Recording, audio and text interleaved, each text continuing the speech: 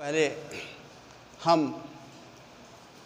आपके अच्छे दिन की मंगलमय कामना करते हैं, ईश्वर से अरदास करते हैं, प्रार्थना करते हैं, विनती करते हैं कि हे ईश्वर आप सबके लिए अच्छे दिन आए।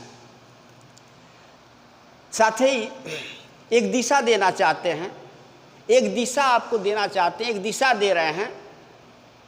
अपने जेहन में बिठा लीजिएगा उसे कि उजाले हमेशा अपने साथ रहने दो, न जाने किस गली में ज़िंदगी की शाम हो जाए। उजाले हमेशा अपने साथ रहने दो, न जाने किस गली में ज़िंदगी की शाम हो जाए।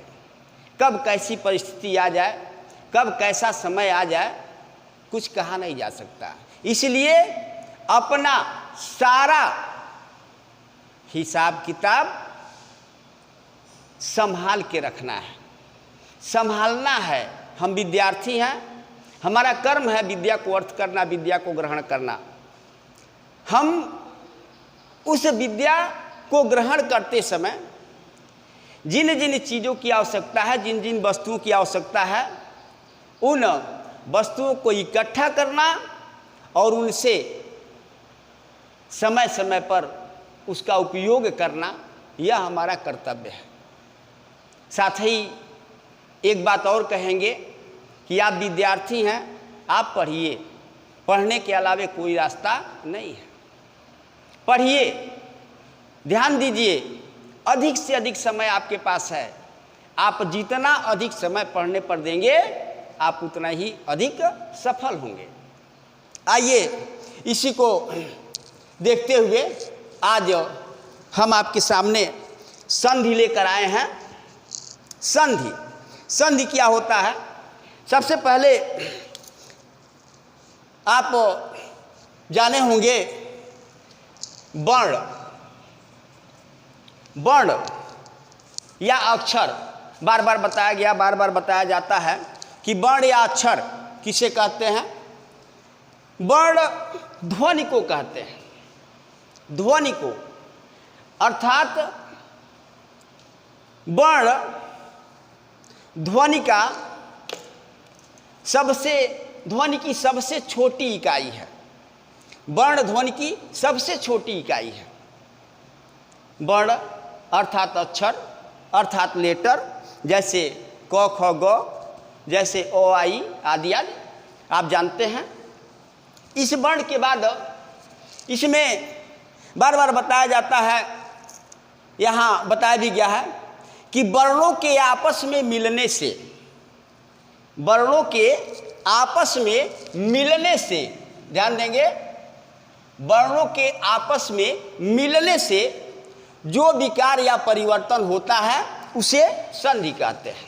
एक बार और ध्यान दें कि वर्णों के आपस में मिलने से जो विकार या परिवर्तन होता है उसे संधि कहते हैं। आपको याद रखना है, बराबर पढ़ना है। जैसे विद्याधन आलय, यह होता है विद्यालय। जैसे पुस्तक धन आलय, यह होता है पुस्तकालय। अब अगले वीडियो में आपको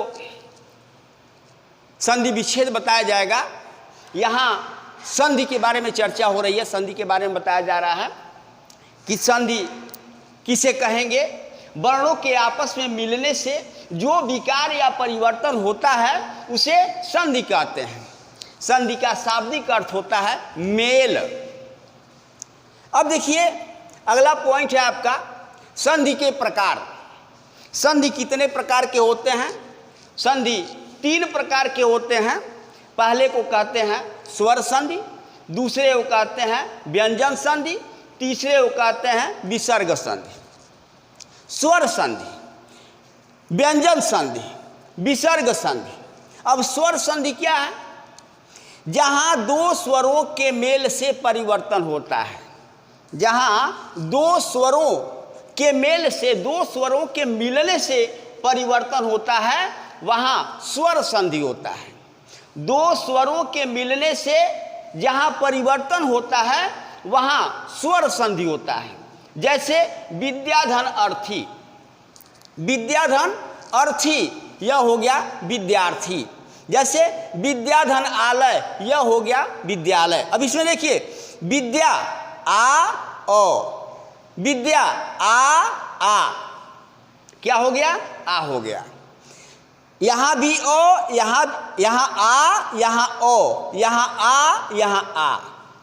कहने का तात्पर्य यह है कि दोनों पदों में अर्थात दोनों शब्दों में अथवा दोनों शब्दों में ओ यानी स्वर आया हुआ है। यहाँ बताया भी गया है कि जहाँ दो स्वरों के मेल से परिवर्तन होता है उसे स्वर संधि कहते हैं। जैसे विद्याधनर्थी विद्यार्थी, जैसे विद्याधन आलय विद्यालय। इसके बाद है दूसरा व्यंजन संधि। व्यंजन संधि किसे कहेंगे? जहाँ दो वर्णों में पहला वर्ण व्यंजन निश्चित है, यानी दो वर्णों में पहला वर्ण व्यंजन और दूसरा वर्ण स्वर या व्यंजन होता है। यहाँ हम वर्णों न करके पदों कर देते कि दो पदों में, ध्यान देंगे, दो पदों में पहला वर्ण व्यंजन और दूसरा वर्ण स्वर या व्यंजन होता है। अर्थात शर्त है कि पहला जो वर्ण होगा वह व्यंजन होगा, उसके बाद का जो होगा चाहे स्वर हो चाहे व्यंजन हो। वैसे शब्दों को हम क्या कहेंगे? व्यंजन संधि कहेंगे। फिर एक बार ध्यान देंगे, जहाँ दो पदों में पहला वर्ण व्यंजन और दूसरा वर्ण स्वर या व्यंजन होता है, वहाँ व्यंजन संधि होता है अथवा उसे व्यंजन संधि कहते हैं। जैसे दिक् धन अंबर, यह हो गया दिगंबर। जैसे जगत धन ईश, यह हो गया जगदीश। ध्यान देंगे, दिक् धन अंबर, इसमें ओ आया, यह दिक् को आया, ओ आया। जगत धन ईश, तो आया और ई आया, यानी यह क्या हो गया?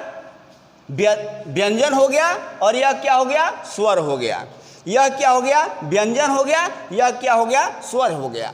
तो ऐसे शब्दों को हम कहेंगे व्यंजन संधि। फिर एक बार, जहाँ दो पदों में पहला वर्ण व्यंजन और दूसरा वर्ण स्वर या व्यंजन होता है उसे व्यंजन संधि कहते हैं।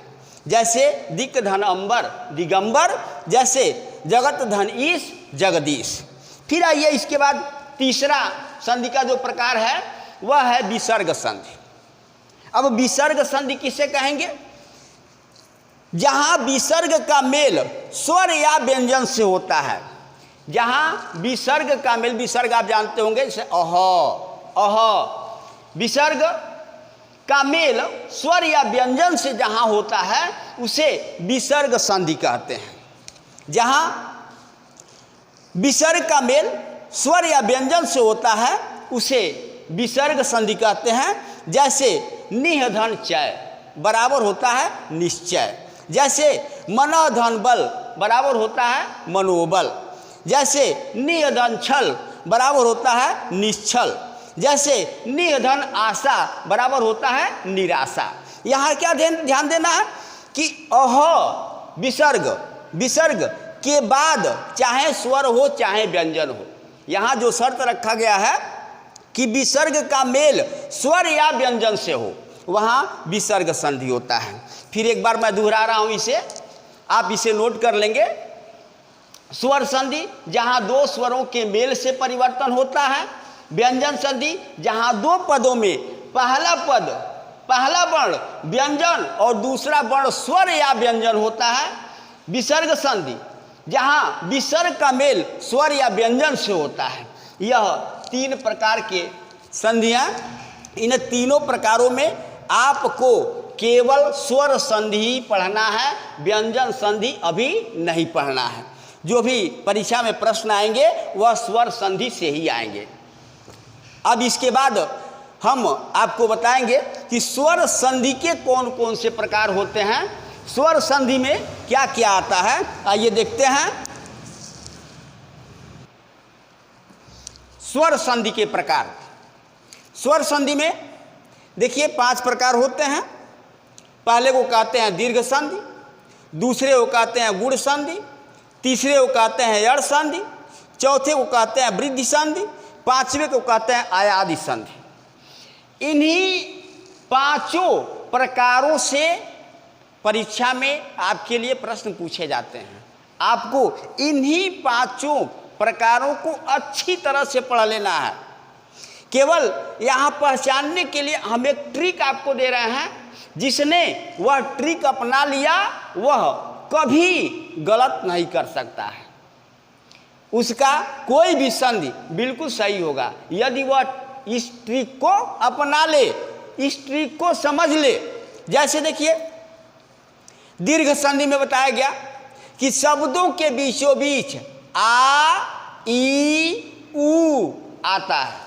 यदि शब्दों के बीच में आ जाए, ई आ जाए, ऊ आ जाए, तो ऐसे शब्द क्या होंगे? दीर्घ संधि होंगे।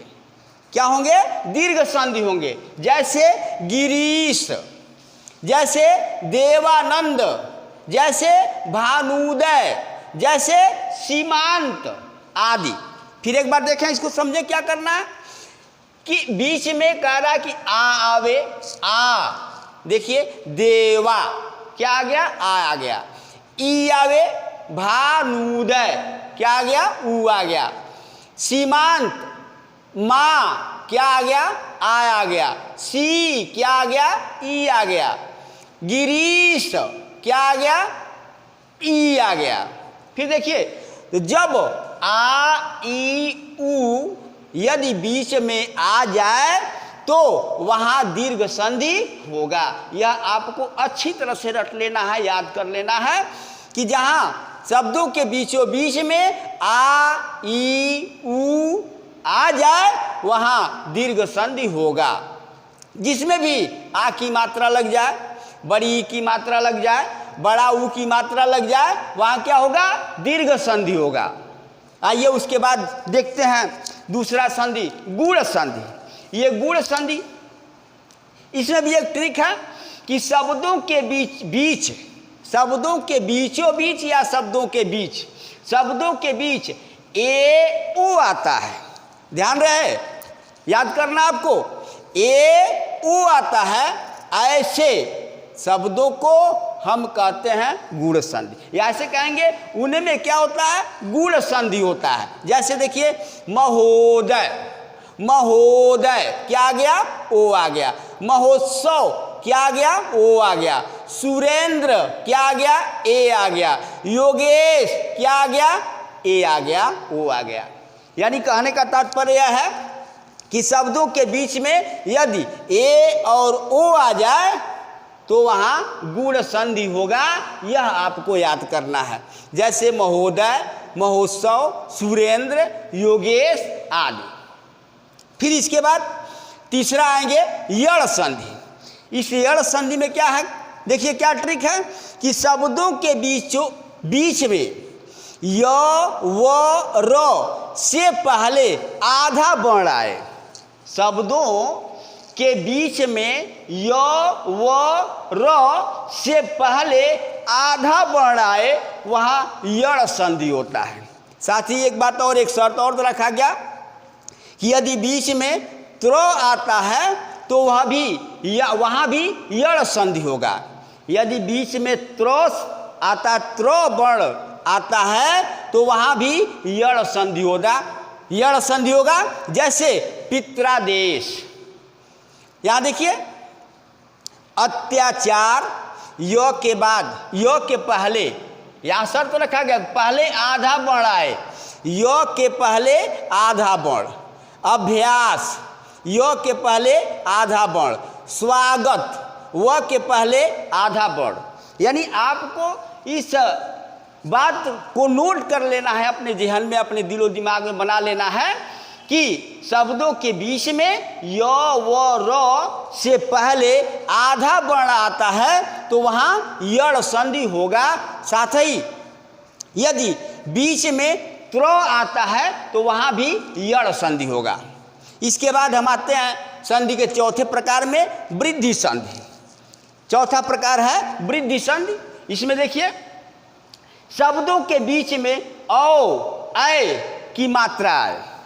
जहाँ यदि जैसे कहें शब्दों के बीच में औ ऐ की मात्रा आए तो वहाँ वृद्धि संधि होता है। जहाँ शब्दों के बीच में ऐ औ की मात्रा आ जाए वहाँ वृद्धि संधि होता है। जैसे सदैव क्या आ गया, ऐ आ गया। महौषधि क्या आ गया, औ आ गया। एकाएक क्या आ गया, ऐ आ गया। तो जहाँ ऐ औ की मात्रा आ जाए शब्दों के बीच में वहाँ वृद्धि संधि होता है। आपको याद कर लेना है कि शब्दों के बीच में औ ऐ की मात्रा आए वहाँ कौन संधि होगा, वृद्धि संधि होगा। इसके बाद आते हैं पांचवें प्रकार में, संधि के पांचवें प्रकार में। संधि का पांचवा प्रकार है अयादि संधि। कौन संधि, अयादि संधि। यहाँ है कि शब्दों के बीच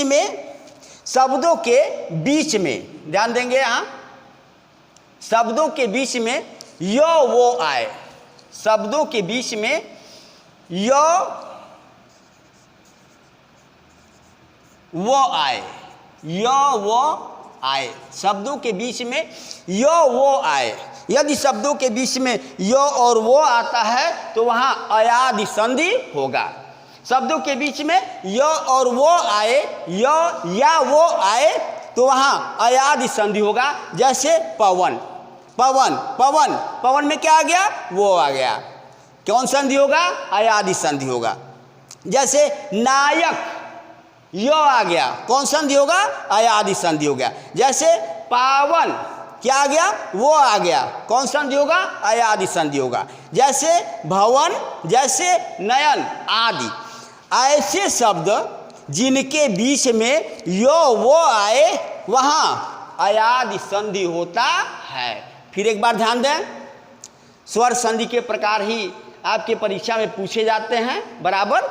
आपको इस ट्रिक को रट लेना है कि किसके बाद या किसके बीच में, शब्दों के बीच में क्या क्या आएगा तो कौन संधि होगा। शब्दों के बीच में कौन कौन वर्ण आएगा तो कौन संधि होगा।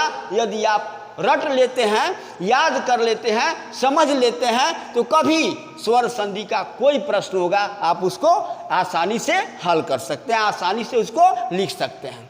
फिर एक बार देख लीजिए, परीक्षा में पूछा जा सकता है कि स्वर संधि के कितने प्रकार होते हैं, तो आप बताएं। स्वर संधि के 5 प्रकार होते हैं। कौन कौन होते हैं, तो दीर्घ संधि, गुण संधि, यड़ संधि, वृद्धि संधि, अयादि संधि। यदि पूछा जाए कि देवानंद में कौन सी संधि है, देवानंद का संधि विच्छेद कीजिए और संधि का नाम लिखिए, तो संधि विच्छेद अभी नहीं, अगली बार बताएंगे। भानुदय में कौन सी संधि है, सुरेंद्र में कौन सी संधि है, स्वागत में कौन सी संधि है, पवन में कौन सी संधि है, अभ्यास में कौन सी संधि है। तो यह आपको देखना है, आपको याद करना है। यह जो ट्रिक है इसको कॉपी में नोट कर लेना है और अच्छी तरह से समझ लेना है। इसके बाद हम आपको कुछ प्रश्न दे रहे हैं, आप उनका संधि कीजिएगा और उस कौन सी संधि है उस संधि का नाम अवश्य लिखिएगा। जैसे देखिए, इस प्रकार से आपको प्रश्न दिया गया है कि संधि कीजिए और संधि का नाम लिखिए। संधि कीजिए और संधि का नाम लिखिए। इसमें 15 शब्द मैं दिया हूं, आप इसका संधि करेंगे, इसको मिलाएंगे और फिर वह कौन सी संधि है आगे लिख जाएंगे। जैसे औषध धन आलय, जैसे महाधन इंद्र, जैसे एक धन एकह, जैसे सुधन उक्ति, जैसे इति धन आदि, जैसे सदा धन एव, जैसे रवि धन इंद्र, जैसे तथा धन इति, जैसे प्रतिधन एकह, जैसे पौधन अन, जैसे सुधन आगत, जैसे देवधन ईशः, जैसे महाधन उत्सव, जैसे देवधन आनंद, जैसे वाकधन ईशः। ये 15 शब्द मैं दिया हूं, आप संधि करेंगे और संधि का नाम लिखेंगे। और अंत में मैं आपसे यही कहूँगा कि आप पढ़ाई कीजिए, पढ़ाई पर ध्यान दीजिए। पढ़ने के अलावा और कोई विकल्प नहीं है। आप जितना अधिक पढ़ेंगे, जितना अधिक से अधिक पढ़ाई पर ध्यान देंगे, आप उतने ही सफल होंगे। इसी के साथ जय हिंद, जय भारत।